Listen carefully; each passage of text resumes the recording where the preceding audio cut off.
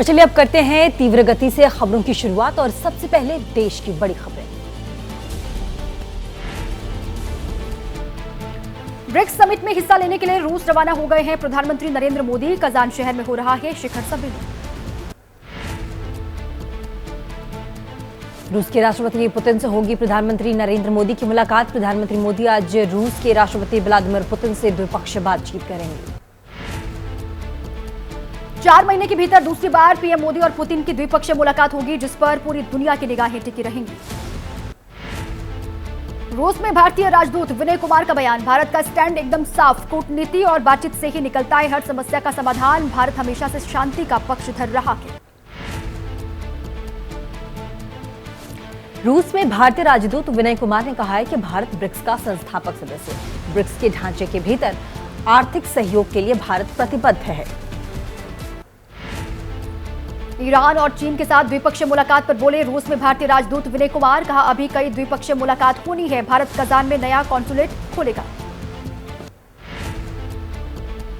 BRICS शिखर सम्मेलन में मुख्य रूप से आर्थिक सहयोग, राष्ट्रीय मुद्राओं में व्यापार, जलवायु परिवर्तन जैसी जरूरी मुद्दों पर बातचीत। पहले एलएसी को लेकर समझौता। दिल्ली के प्रशांत विहार इलाके में हुए ब्लास्ट मामले में पुलिस ने फुटेज से सुराग मिलने का दावा किया है। एक संदिग्ध की तस्वीर दिखी है। पुलिस कर रही है पूरे मामले की जांच पड़ताल। जांच एजेंसियों ने सूत्रों के मुताबिक सीसीटीवी शनिवार रात का है। एक शख्स ब्लास्ट स्पॉट की तरफ जाता नजर आता दिख रहा है। उसके हाथ में नजर आ रहा है सफेद रंग का बैग। एजेंसी पूरे मामले में नक्सलाइट, खालिस्तान और बड़ी आतंकी साजिश के एंगल से जांच पड़ताल कर रही है। धमाके की जांच के लिए सोमवार शाम एफएसएल की टीम फिर से घटनास्थल पर पहुंची। फॉरेंसिक टीम ने मौके से प्लास्टिक सीट बरामद किया। इसके अलावा कुछ ऐसे कागजात भी जमा किए हैं जिन पर केमिकल होने की आशंका है। दीवारों, पेड़ों से भी फॉरेंसिक टीम ने सबूत इकट्ठा किया। दिल्ली में हुए ब्लास्ट के बाद सुरक्षा बढ़ा दी गई है। त्योहारों के चलते बाजारों में सुरक्षा बलों की तैनाती की गई है। साउथ वेस्ट दिल्ली के बाजार में पुलिस जवान कर रहे हैं गश्त। और दिल्ली के सरोजनी नगर में भी पुलिस चप्पे चप्पे पर तैनात। दिवाली करीब आने के वजह से बाजारों में लगातार भीड़ बढ़ रही है। सरोजनी नगर मार्केट में चप्पे चप्पे पर पुलिस की निगाह। सरोजनी नगर मार्केट में 35 से ज्यादा सिक्योरिटी कैमरों से नजर रखी जा रही है। फेस रिकॉग्निशन सिस्टम की भी मदद ली जा रही है। कंट्रोल रूम से रखी जा रही है लगातार नजर। दिल्ली की खान मार्केट में एबीपी न्यूज का सिक्योरिटी चेक रहा फेल। बाजार में नहीं नजर आया सुरक्षा का खास इंतजाम। ब्लास्ट की घटना और त्योहार के करीब होने पर सुरक्षा बिल्कुल नहीं। दिल्ली में बढ़ने लगा है प्रदूषण का स्तर। 300 के पार पहुंचा एयर क्वालिटी इंडेक्स। ग्रैब 2 की पाबंदियां लागू। डीजल जनरेटर पर रोक है। निजी वाहनों को कम करने के लिए बढ़ेगी पार्किंग फीस। यमुना में फैली गंदगी को लेकर दिल्ली के एलजी वीके सक्सेना का सोशल मीडिया एक्स पर पोस्ट। लिखा, यमुना का यह हाल, दिल्ली की जनता का दर्द नहीं देखा जाता। ऐसी दुर्दशा का जिम्मेदार आखिर कौन है? एलजी वीके सक्सेना के एक्स पर पोस्ट पर दिल्ली बीजेपी प्रवक्ता प्रवीण शंकर कपूर ने कहा, यमुना की इस हालत के लिए कांग्रेस पार्टी और आम आदमी पार्टी जिम्मेदार। जम्मू कश्मीर के गांदरबल में हुए आतंकी हमले की जांच जारी है। जम्मू कश्मीर पुलिस ने एक एफआईआर दर्ज कर जांच शुरू कर दी है। कुछ संदिग्धों को हिरासत में भी लिया गया है। जम्मू कश्मीर के गगनगीर में आतंकी हमले वाली जगह पर पहुंची एनआईए की टीम। आतंकी घटना को लेकर जांच पड़ताल जारी है। सुरंग निर्माण से लौट रहे लोगों पर आतंकवादी हमला हुआ था। आतंकी हमले में जख्मी लोगों से मिले हैं जम्मू कश्मीर के मुख्यमंत्री उमर अब्दुल्ला। अस्पताल जाकर जाना उनका हाल। आतंकी हमले पर सीएम उमर अब्दुल्ला ने कहा, हमलावर ये दिखाना चाहते हैं कि जम्मू कश्मीर के हालात ठीक नहीं है। हम जम्मू कश्मीर का विकास रुकने नहीं देंगे।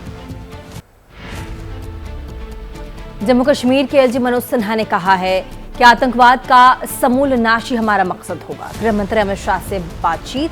सुरक्षा बल किसी भी आतंकवादी को छोड़ेंगे नहीं। जम्मू कश्मीर आतंकी हमले पर केंद्रीय गृह राज्य मंत्री नित्यानंद राय का बयान। कहा, आतंकी को अब छोड़ा नहीं जाएगा। अब जेल या जहन्नुम जाएंगे आतंकी। देश में अंतिम सांस ले रहे हैं आतंकवादी।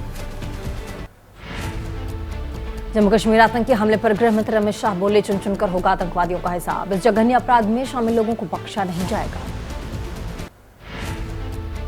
नेशनल कॉन्फ्रेंस के अध्यक्ष फारूक अब्दुल्ला का बयान, बोले बेगुनाहों को मारा जा रहा है, ऐसे में पाकिस्तान से बातचीत कैसे होगी, कश्मीर कभी पाकिस्तान नहीं बनेगा। गांदरबल में आतंकी हमले में मारे गए शशि भूषण का पार्थिव शरीर उनके घर पहुंचा। आज सुबह 11 बजे किया जाएगा अंतिम संस्कार। निर्दोष हत्याओं के खिलाफ कुलगाम के घंटाघर में निकाला गया कैंडल मार्च। गांदरबल में हुए आतंकी हमले के खिलाफ लोगों ने अपना गुस्सा जाहिर किया। पंजाब पुलिस ने धान की पराली जलाने वाले किसानों पर एफआईआर किया है। अब तक तकरीबन 874 एफआईआर दर्ज हो चुके हैं। पराली जलाने के 1393 मामले दर्ज किए जा चुके हैं। आने वाले समय में और बढ़ सकते हैं पराली जलाने के मामले। अक्टूबर के आखिर और नवंबर के पहले हफ्ते में तेजी आती है। पिछले साल पूरे सीजन में ही पराली जलाने के 930 एफआईआर दर्ज हुए थे। पराली जलाने के मुद्दे पर पंजाब के कृषि मंत्री गुरमीत सिंह ने बयान दिया। पंजाब दिल्ली से तकरीबन 300 किलोमीटर दूर है, बीच में हरियाणा आता है, तो हम क्या दिल्ली में कोई पुल बनाकर धुआं भेज रहे हैं। बंगाल की खाड़ी में 23 अक्टूबर तक चक्रवाती तूफान की आशंका है। ओडिशा के तटीय क्षेत्रों में 25 अक्टूबर तक भारी बारिश का अलर्ट है। मछुआरों को समुद्र तट से दूर रहने की सलाह। उत्तर प्रदेश मदरसा एक्ट को असंवैधानिक घोषित करने का मामला। इलाहाबाद हाईकोर्ट के फैसले के खिलाफ दाखिल याचिकाओं पर सुप्रीम कोर्ट में सुनवाई आज होगी। मैरिटल रेप को अपराध के दायरे में लाने की मांग पर सुप्रीम कोर्ट में सुनवाई। सभी पक्षों को सुनकर मामले से जुड़े कानूनी सवाल और आगे की सुनवाई की रूपरेखा तय होगी। ज्ञानवापी वजूखाने का एएसआई से सर्वे कराए जाने का मांग। याचिका पर इलाहाबाद हाईकोर्ट में आज सुनवाई। पुणे के खेड़ शिवपुर टोल बूथ पर कार से जब्त किए गए हैं 5 करोड़ रुपए। रकम के बारे में सही जानकारी न देने पर पुलिस ने कैश को जब्त किया। अधिकारियों को दी गई है पूरे मामले की जानकारी। बाबा सिद्दीकी हत्या मामले में 4 आरोपियों की पुलिस हिरासत 25 अक्टूबर तक बढ़ा दी गई। मुंबई कोर्ट में पेशी के बाद 4 आरोपियों की पुलिस रिमांड 25 अक्टूबर तक बढ़ाई गई है। पंजाब में मोगा पुलिस ने 4 बदमाशों को गिरफ्तार किया है। एक बदमाश लक्की पटियाल गैंग, तो बाकी 3 बदमाश लॉरेंस बिश्नोई गैंग से जुड़े हुए हैं। बदमाशों से 6 पिस्टल और 12 राउंड कारतूस बरामद। झारखंड विधानसभा चुनाव के लिए 21 उम्मीदवारों की पहली सूची जारी कर दी है। उम्मीदवारों में 4 मंत्रियों को टिकट दिया गया है। कैबिनेट मंत्री बन्ना गुप्ता, महगामा से दीपिका पांडे सिंह और जामताड़ा से इरफान अंसारी को टिकट दिया गया।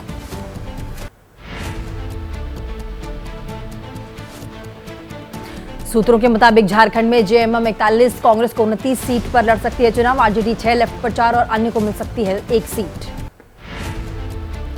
कांग्रेस सीसी की बैठक के बाद झारखंड कांग्रेस के प्रभारी अहमद गुलाम मीर ने कहा, करीब 70% सीटों पर चर्चा हो गई है, कुछ सीटों पर दोबारा मंथन किया जाएगा। झारखंड में विधानसभा चुनाव के दूसरे चरण के लिए आज अधिसूचना जारी होगी। इसके साथ ही आज से नामांकन भी शुरू हो जाएगा। दूसरे चरण में झारखंड की 38 सीटों पर 20 नवंबर को मतदान होंगे। दिल्ली में हुई कांग्रेस केंद्रीय चुनाव समिति की बैठक में महाराष्ट्र और झारखंड की सीटों पर मंथन किया गया। महाराष्ट्र की 63 और झारखंड की 21 सीटों पर उम्मीदवार तय हुए। महाराष्ट्र विधानसभा चुनाव को लेकर के महाविकास आघाड़ी में हलचल हुई तेज। संजय राउत और अनिल देसाई की शरद पवार से मुलाकात। संजय राउत ने कहा, महाविकास आघाड़ी में 210 सीटों पर सहमति बन चुकी है। महाराष्ट्र कांग्रेस प्रभारी रमेश चन्नीथला ने कहा, महाराष्ट्र के उम्मीदवारों की सूची 25 अक्टूबर या उसके बाद आएगी। गठबंधन से जुड़े मुद्दों को लेकर के कांग्रेस नेता बालासाहब थोराट आज करेंगे उद्धव ठाकरे से भी मुलाकात। शरद पवार के घर पहुंचे बालासाहब थोराट। महाराष्ट्र को लेकर कांग्रेस सूत्रों के हवाले से खबर है, शिवसेना यूबीटी के साथ 15 सीटों पर मतभेद है। आज होने वाली बैठक के बाद हो सकता है विवाद का निपटारा। सीट शेयरिंग को लेकर के महाविकास आघाड़ी में जबरदस्त मतभेद। शिवसेना यूबीटी नेता संजय राउत ने अनिल देसाई शरद पवार से मिलने पहुंचे। साथ ही वाईबी चौहान सेंटर में शरद पवार से मुलाकात हुई। महाराष्ट्र कांग्रेस प्रमुख नाना पटोले का आरोप है, वोटर लिस्ट में बीजेपी गड़बड़ी कर रही है। चुनाव आयोग बीजेपी की मदद कर महाविकास आघाड़ी के वोट कम कर रहा है। महाराष्ट्र की 288 विधानसभा सीटों पर होने वाले चुनाव के लिए आज अधिसूचना जारी होगी। नामांकन दाखिल करने की आखिरी तारीख 29 अक्टूबर।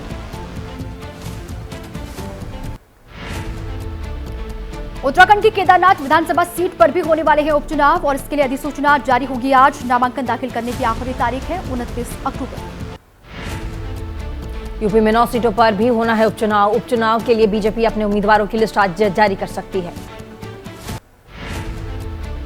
महोबा पहुंचे कांग्रेस प्रदेश अध्यक्ष अजय राय का बयान, कहा इंडिया गठबंधन मिलकर ही लड़ेगा उपचुनाव। हम दोनों का लक्ष्य बीजेपी को हराना और जंगल राज को खत्म करना।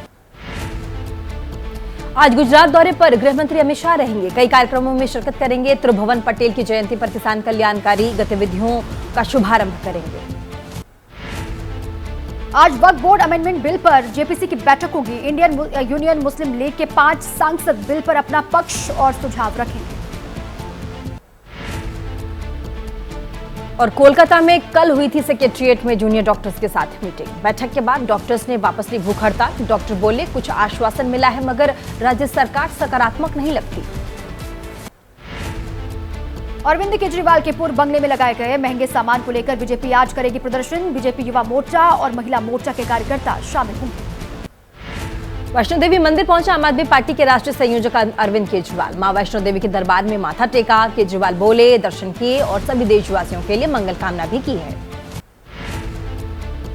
आज मथुरा का दौरा करेंगे सीएम योगी आदित्यनाथ। ब्रज तीर्थ विकास परिषद कार्यालय में विकास परिषद बोर्ड बैठक में होंगे शामिल। शाम 5 बजे विकास कार्य और लॉ एंड ऑर्डर की करेंगे समीक्षा। आरएसएस मोहन भागवत से भी हो सकती है मुलाकात सीएम योगी की। शाम के ठीक 6 बजे परखम गौशाला पहुंचकर बातचीत संभव है। महाराष्ट्र के अकोला में योगेंद्र यादव के साथ धक्का मुक्की हुई। गुस्साए लोगों ने कुर्सियां वहां पर तोड़ी। मारपीट पर स्वराज पार्टी के नेता योगेंद्र यादव ने कहा, किसी को नहीं जानता, मगर साथियों ने 24 नाम बताए। छिंदवाड़ा के सांसद विवेक बंटी साहू को फोन पर मिली है धमकी। पाकिस्तान से आई धमकी भरी कॉल। पुलिस से मामले की शिकायत की गई। देश भर में जल प्रबंधन और संरक्षण में उत्कृष्ट योगदान के लिए मिलेगा पुरस्कार। राष्ट्रपति द्रौपदी मुर्मू आज 2023 का राष्ट्रीय जल पुरस्कार देंगी।